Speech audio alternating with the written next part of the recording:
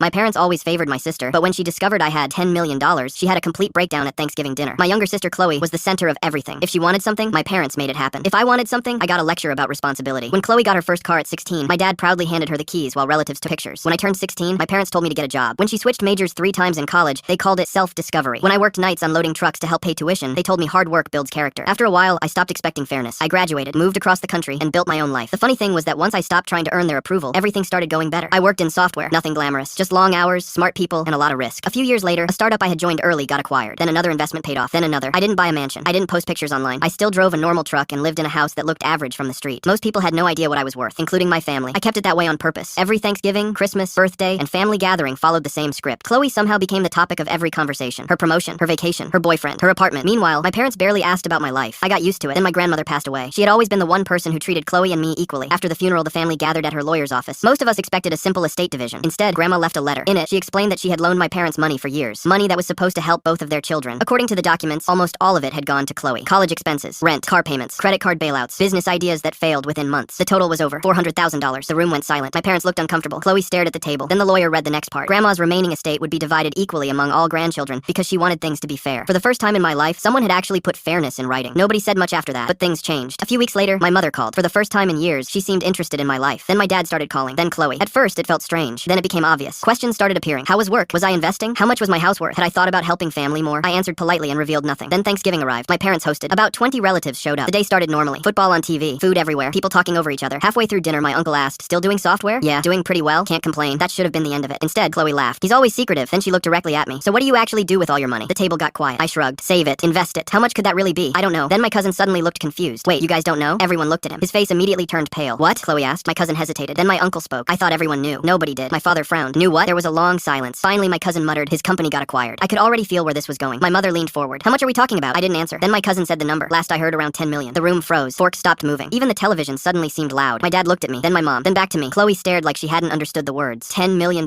Nobody spoke. The color drained from her face. Then came the questions. Was it true? When did it happen? Why didn't I tell anyone? Could I retire? The entire dinner turned into an interrogation. For years, nobody cared about my life. Now suddenly everyone wanted details. Then Chloe snapped. She shoved her chair back and pointed at me. "You just sat there pretending to be normal?" I almost laughed, as if money changed that. She started talking about family, opportunities, and how unfair life was. Then she started crying. A full breakdown right there at Thanksgiving dinner. My parents rushed to comfort her, same as always. Then my aunt asked the question nobody else wanted to ask. "Why are you upset?" The room went silent, because nobody had a good answer. I stood up, thanked everyone for dinner, grabbed my coat, and left. The next few months were interesting. Requests started arriving. Loans, investment opportunities, business partnerships, emergency situations. I declined every single one, politely. 6 months later, my parents called asking for financial help again. This time I sent them copies of Grandma's estate documents highlighting every dollar already spent on Chloe. No message, no argument, just the documents. They never asked again.